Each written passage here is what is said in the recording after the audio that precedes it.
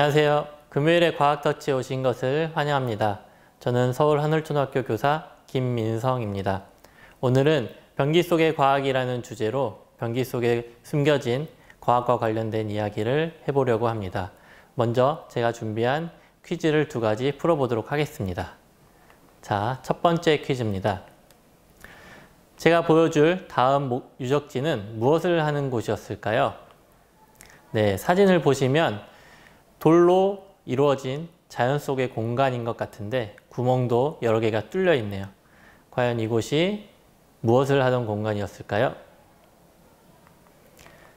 네, 이곳은 바로 고대 로마에서 화장실로 쓰던 지역입니다.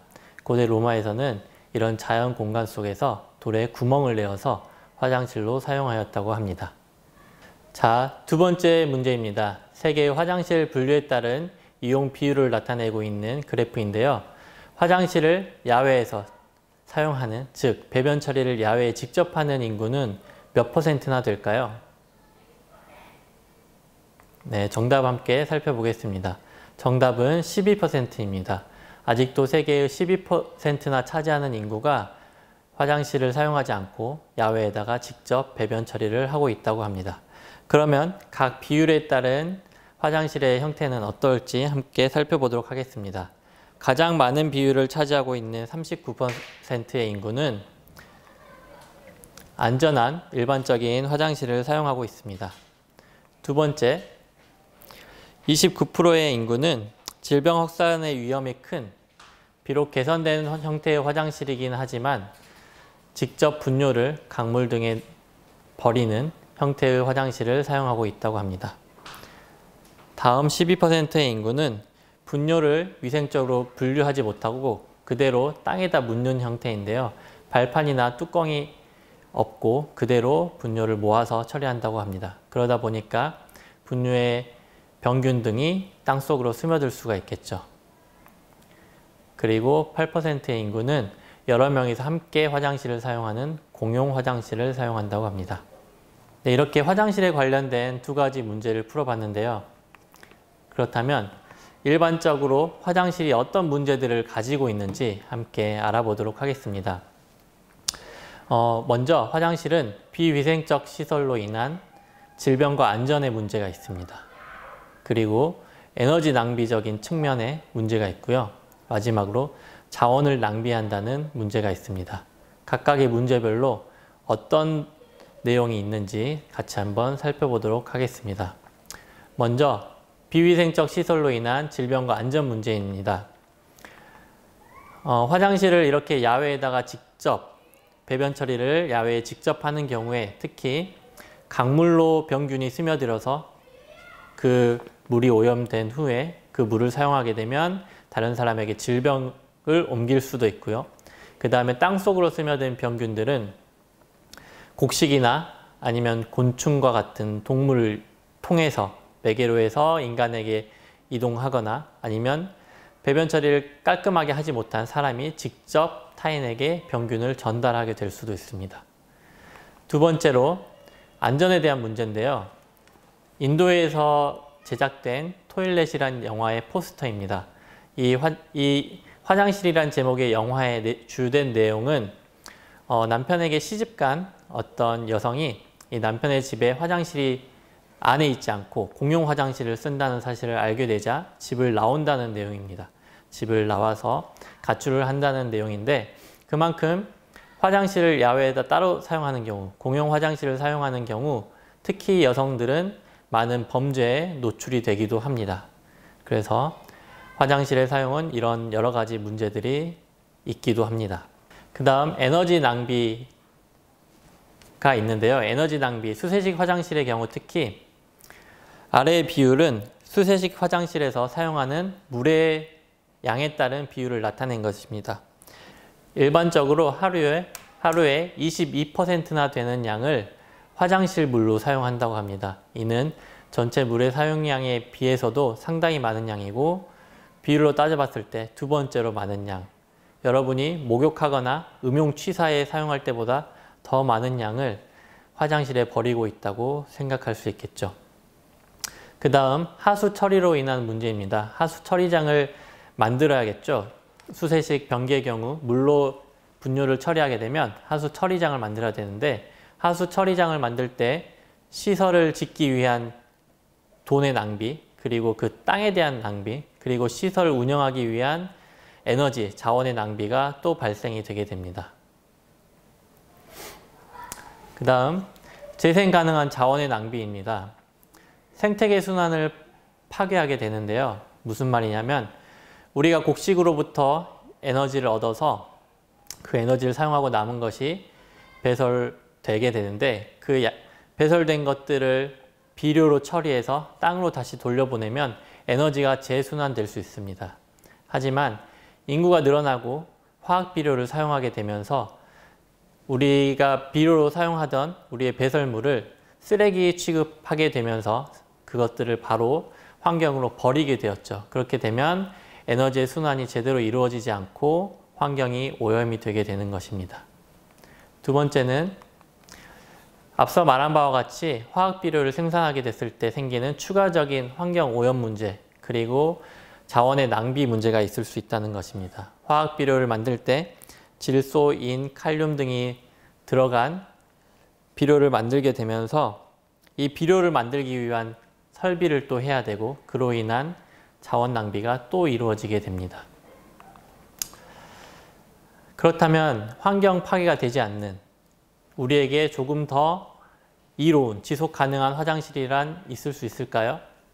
이에 대한 연구들이 계속해서 많이 이루어지고 있는데요.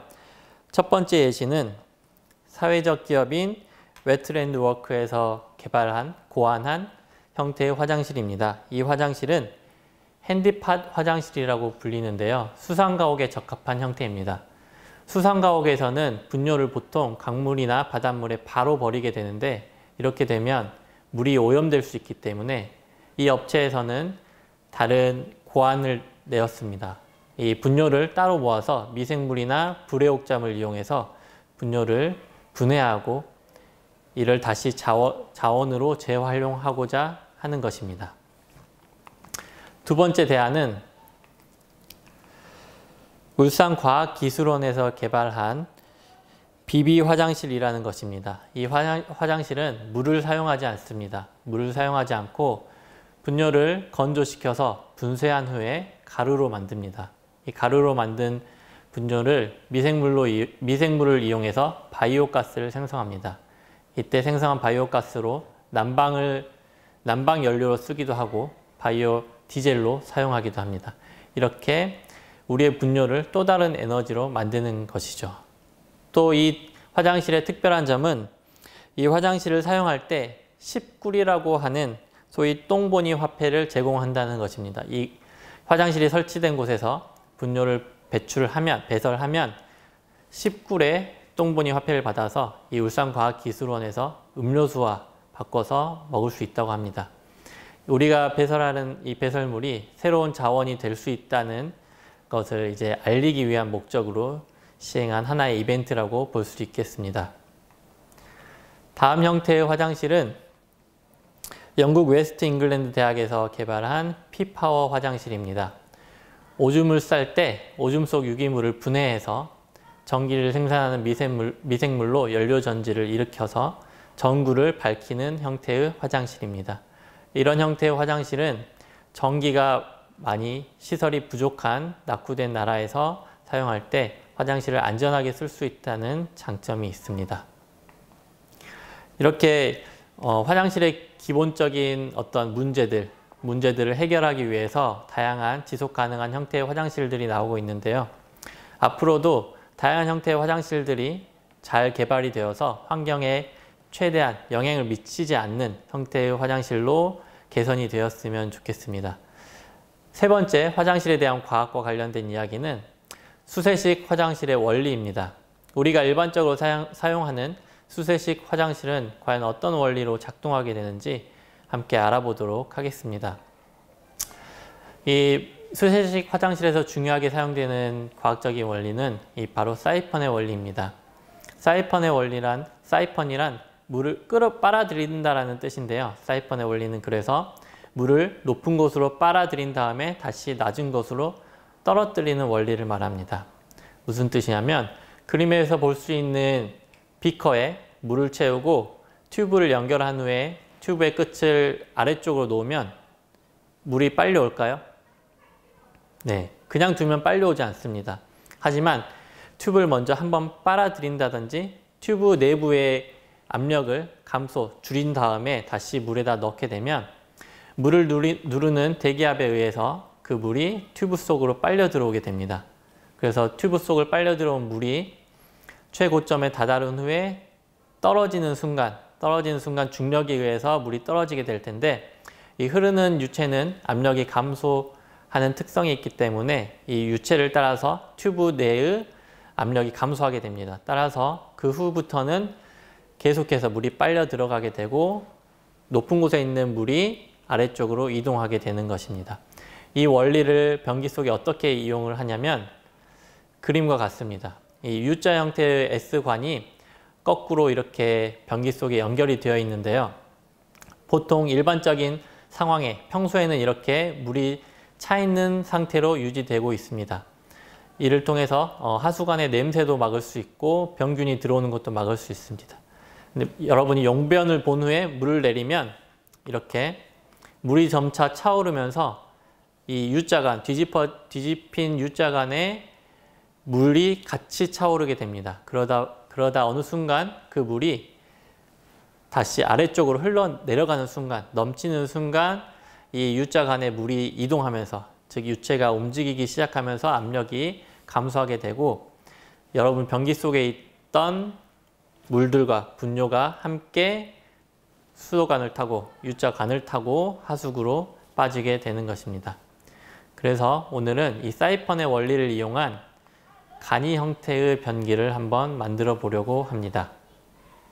네, 그러면 변기를 한번 만들어 보도록 할 건데요. 이 변기 만들기 기본적인 준비물은 변기 만들기 준비물 신청을 해주시면 선생님이 올려주는 이 유튜브 페이지 아래에 있는 링크로 접속하셔서 재료를 원하는 친구들은 기본 정보를 적어주시면 재료를 보내드리도록 하겠습니다. 우선 만드는 방법 설명해 드리겠습니다. 이 노란색 스펀지 같은 재질로 만들어진 판이 있고요. 그 다음에 플라스틱 컵, 플라스틱 기둥, 그 다음에 이 호스, 실리콘 호스가 있습니다. 먼저 이 노란색 판을 다 뜯어줍니다. 이렇게 구멍도 다 뚫어줄게요.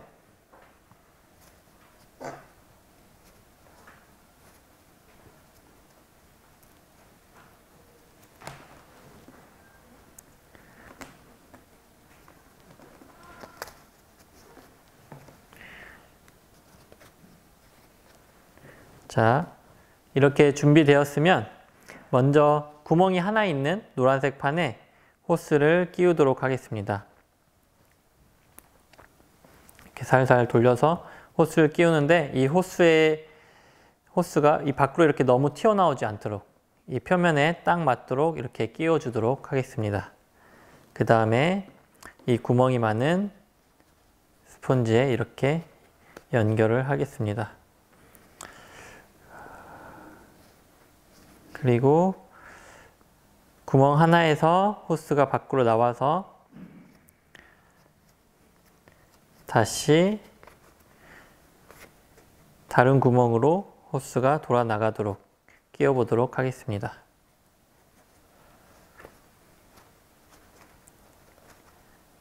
네, 이렇게요.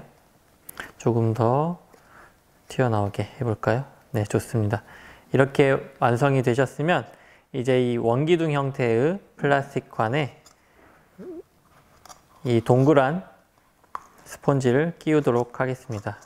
이렇게 표면 밑바닥이 잘 맞게 이렇게 끼워준 다음에 바로 여기 이렇게 연결을 해주면 됩니다. 네, 이렇게 하면 어느 정도 완성이 되었는데요. 이제 이것을 플라스틱 컵 안에 딱 맞게 끼우도록 하겠습니다.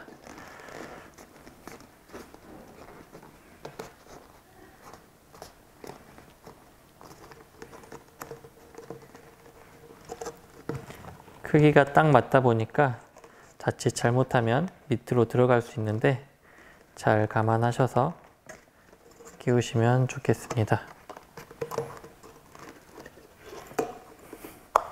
다시 끼워 볼게요. 이렇게 컵 안에 끼워 주시면 됩니다. 크기가 딱 맞으니까 살살 눌러가면서 네, 이 정도면 될 것 같습니다. 네, 한번 물을 부어서 이게 제대로 작동하는지 살펴볼 건데요. 여러분이 아까 공부했던 원리를 잘 생각해 보면 아마 선생님이 처음에 물을 부으면 물이 바로 아래 통으로 빠지지는 않을 겁니다. 어느 정도까지 물이 찰 거냐면 이 관의 높이까지는 물이 그대로 찰 것입니다. 그러다가 이 물의 관보다 물의 높이가 높아지면 이 아래에 있는 관을 통해서 물이 이동해서 위로 올라가다가 여기 도달한 후에 밑으로 떨어지는 정도만 되면 이제 물이 빠지기 시작합니다. 이게 떨어지기 시작하기만 하면 이 관 안에 압력이 낮아지기 때문에 물이 그대로 다 빨려 들어가게 됩니다. 그러면 실제로 그렇게 작동하는지 한번 보겠습니다. 자, 이 정도 부었을 때 물을 부어도 밑으로 떨어지지 않죠, 물이. 여러분이 일반적으로 사용하는 변기의 현재 상태가 원래 이 정도 물이 차 있는 거라고 보시면 됩니다. 그러다가 물을 어느 정도 부으면 이제 곧 관의 높이보다 물이 높아지면 자, 이렇게 물이 떨어지기만 시작하면 물이 다 빠질 때까지 빨려 들어가게 됩니다.